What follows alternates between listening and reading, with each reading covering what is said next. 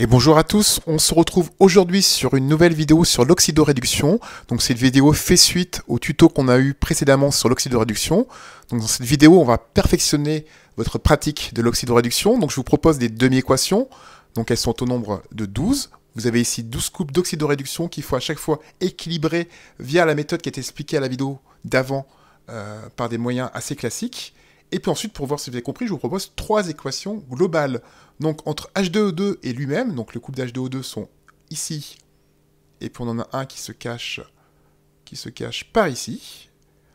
Ensuite, entre MnO4- et Fe2+, et enfin entre PbO2 et Al. Donc 12 demi-équations, 3 équations globales. Je vous laisse faire une pause pour noter tout ça, pour vous entraîner, et après l'exercice, et on corrige ensemble. A tout de suite.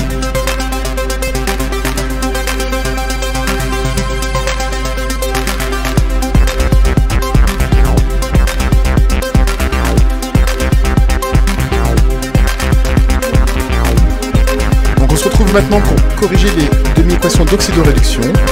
On commence par cette première volée avec le couple du soufre. Donc les couples du soufre sont toujours un petit peu particuliers parce qu'en fait, la première règle qu'on doit faire, c'est toujours équilibrer les éléments autres que l'oxygène et l'hydrogène. Et donc, de ce fait, on va mettre un 2 devant SO4-. Sauf que, ben voilà ce qui se passe.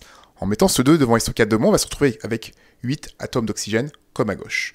Du coup, pas besoin de faire le coup classique de H2O, comme les demi-équations qu'on va voir un peu plus en bas. Et la seule chose qui nous reste à faire, c'est à mettre 2 électrons. Donc comme à droite, on a un bilan de 4 charges négatives, parce que le 2 qui est devant SO4- va multiplier le 2-, donc moins 4 en charge négative, il faut qu'on rajoute à gauche 2 électrons. On a bien, dans ce cas-là, et comme dans tous les autres cas, les électrons qui vont se retrouver à gauche, parce que là j'ai pris le parti pris, dans ces exemples, pour les demi-équations, de commencer par l'oxydant. On passe ensuite à H2O2, H2O. Donc H2O2, H2O, là on est sur une méthode qu'on va redécouvrir, donc dans un premier temps, il faut rajouter H2O, sauf que là aussi, H2O est déjà présent. Donc la petite chose qu'on a à faire, c'est au lieu de rajouter H2O, on va tout simplement tout de suite le multiplier par 2. De ce fait, on va se retrouver donc avec 4 atomes d'hydrogène. On en a déjà 2 à gauche, donc 4 atomes d'hydrogène à droite, 2 à gauche. On va donc rajouter ici 2H+. Et donc, vu qu'on est neutre à droite, on doit être neutre à gauche. Et pour neutraliser ces 2H+, on va mettre 2 électrons. Le couple d'après est un couple très classique, on le voit tout le temps dans l'oxydoréduction, c'est avec l'ion permanganate accompagné de l'ion manganèse qui fait office de réducteur. Donc là on est sur la méthode mais vraiment très classique, MnO4-, j'ai 4 oxygènes, je sais que je dois ajuster les éléments oxygène puisque le manganèse est déjà équilibré, donc 4 oxygènes à gauche, et donc là, aucun suspense, je vais rajouter un 4, autant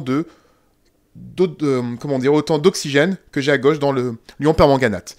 Par contre, l'hydrogène, il y en a 2, donc on a 8 hydrogènes. 8 hydrogènes, donc je vais rajouter des H+, à gauche, et donc ça va faire 8H+. Là, ça vient le fameux bilan des charges. Donc on a un bilan de charge de +2 à droite, l'ion Mn2+, et à gauche, on n'a pas un bilan neutre. Il faut bien penser que le 8 multiplie le H+. Donc on a MnO4-, donc le moins est en haut, donc on a juste une charge négative, mais on a 8 charges positives apportées par 8H+. Donc moins 1 plus 8, ça fait 7. 7. Il ne faut pas arriver à être neutre, il faut arriver à +2 comme à droite. Donc, pour aller de 7 en 2, il faut que je rajoute 5 électrons. PbO2, Pb2+. Là aussi, on est dans du classique. PbO2, donc j'ai 2 oxygènes. Si on suit bien, je vais me faire 2 H2O. 2 H2O, donc c'est bien, cette fois-ci, 4 atomes d'hydrogène, 2 x 2, et donc on va mettre 4 H+, ici présent.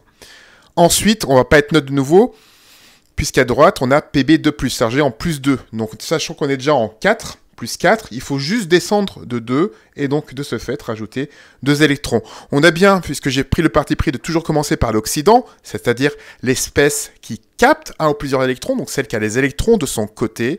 Donc, tous les électrons sont bien à gauche dans la demi-équation. Je suis sûr d'avoir juste, parce que j'ai commencé par les oxydants.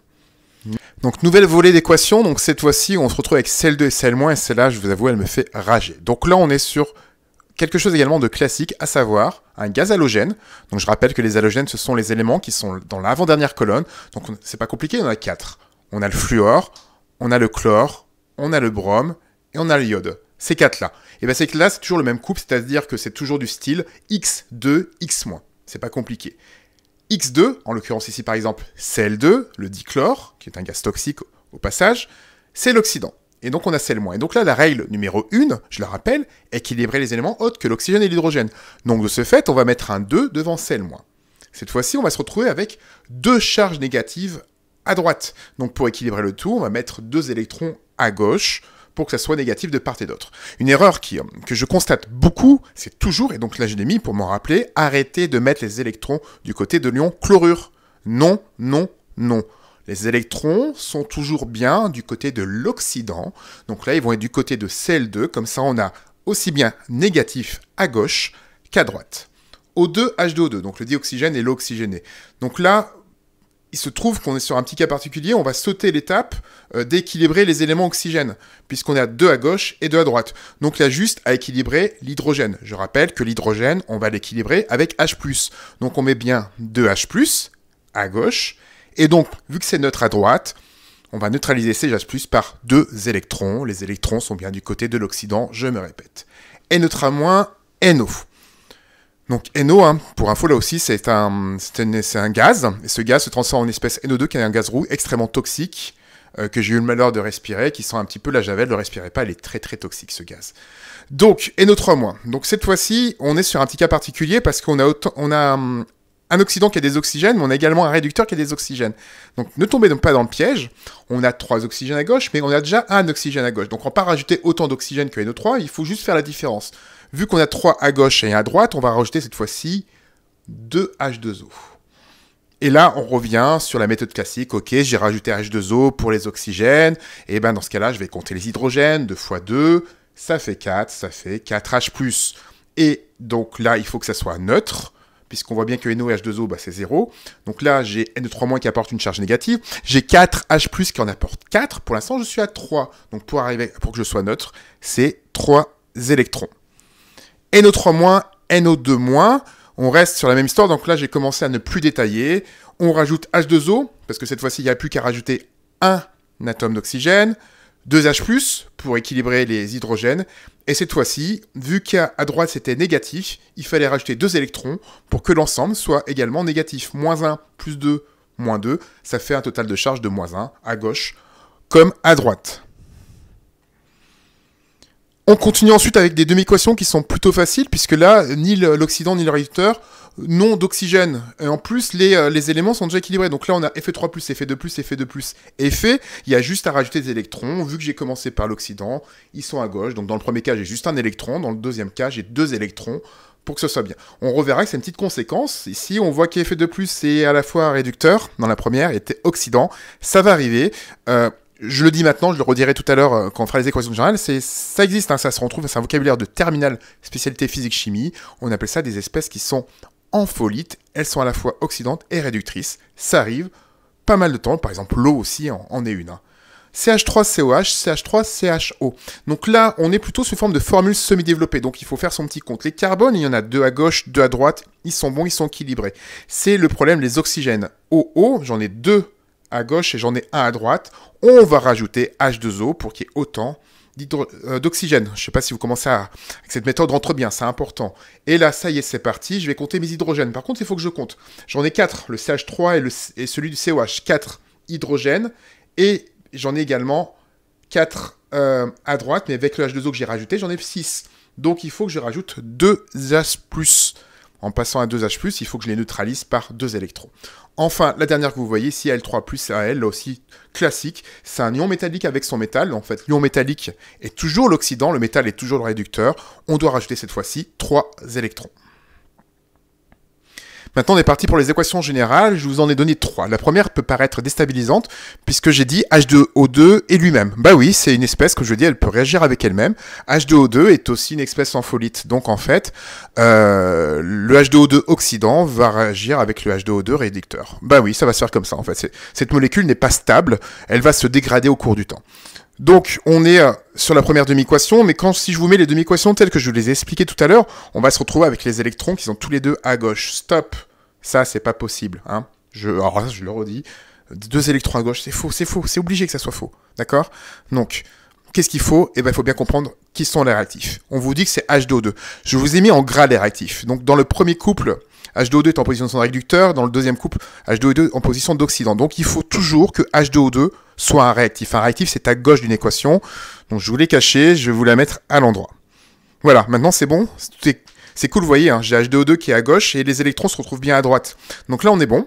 Donc H2O2 réactif, oxydant, on va réagir avec H2O2 réducteur.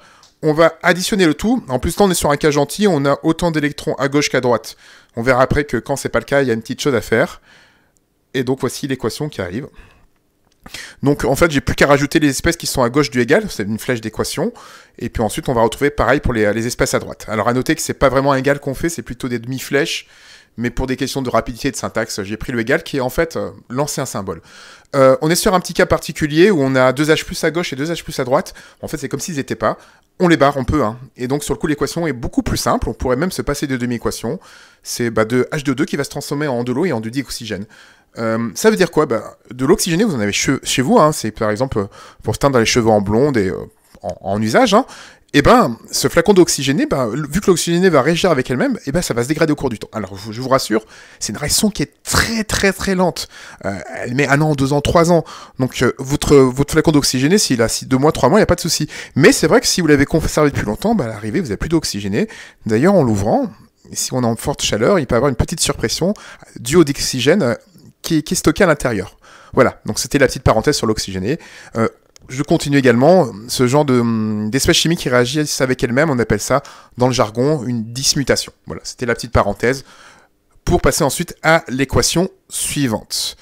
MnO4- effet de plus. Donc là, on est également sur un petit piège, parce que effet de plus, il y a 2 couples. Il y a le couple Fe3+, effet de plus, et le couple effet de plus, Fe. Et MnO4- elle n'a aucune ambiguïté, c'est un super oxydant, on le retrouve dans beaucoup de demi-équations. Là, j'ai remis en gras les conseils que je donne. Vérifiez que vous avez pris les bons couples. Un oxydant réducteur. Et si on a 2 électrons du même côté, je le rappelle, vous avez faux, c'est obligé. Tout comme si un jour vous avez une demi-équation qui n'a pas d'électrons, mais vous avez faux. Vous avez la garantie d'avoir faux. Bravo. Hein. Une demi-équation, il y a toujours des électrons en oxydoréduction. C'est obligé, c'est la définition même de l'oxydation et de la réduction.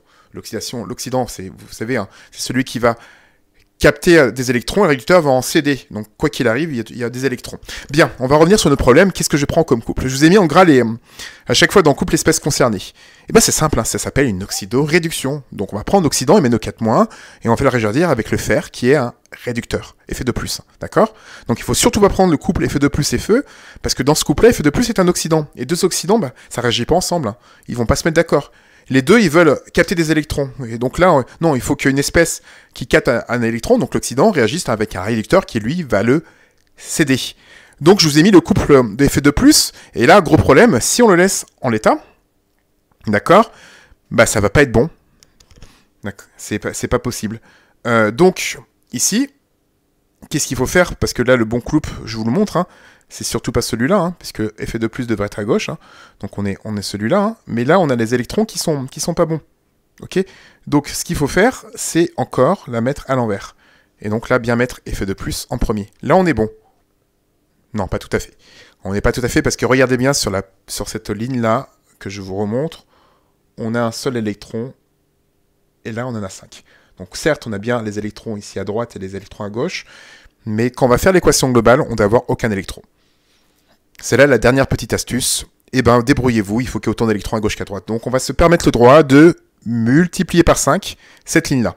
En multipliant par 5, ça va multiplier par 5 l'ensemble. On a bien 5 électrons à droite, 5 électrons à gauche. Et donc là, on peut additionner le tout. Je vous montre l'équation globale qui apparaît. Donc effectivement, on se retrouve avec un 5 qui apparaît devant effet de plus ou effet 3+. Mais par contre, l'équation, elle est bien équilibrée. D'accord? Donc pensez à ça. Les 2 conseils, c'est toujours prendre un oxydant et un réducteur. D'accord? Vous choisissez le bon couple pour que ça marche. Donc un coup les électrons à gauche, un coup les électrons à droite.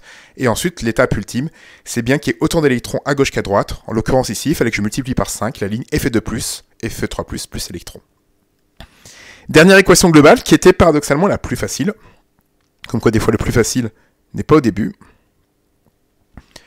PbO2 et Al. Donc là, pareil, je vous ai mis les couples concernés. Et donc cette fois-ci, je vous ai mis, il faut bien mettre l'équation avec l'aluminium à l'envers.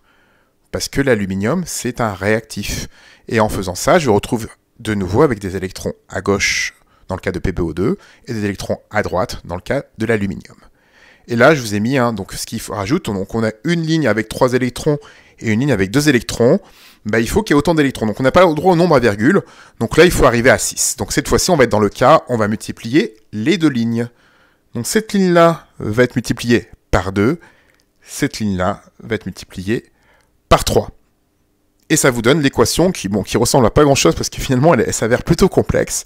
Mais donc, on a bien cette équation-là, sachant qu'il y avait 6 électrons à gauche et à droite qui n'apparaissent pas. Voilà, c'est la fin de la vidéo. N'hésitez pas à la regarder de nouveau, etc., etc. Pour bien assimiler cette méthode donc, qui est vue en première est très, très méga importante pour les terminales spécialité physique-chimie. Et donc, c'est important que vous l'ayez bien assimilé. L'oxydoréduction, c'est pas compliqué, c'est vraiment des automatismes. Et ça devrait rouler tout seul. Voilà. Je vous remercie de m'avoir écouté et je vous dis à bientôt pour de nouvelles vidéos. Merci.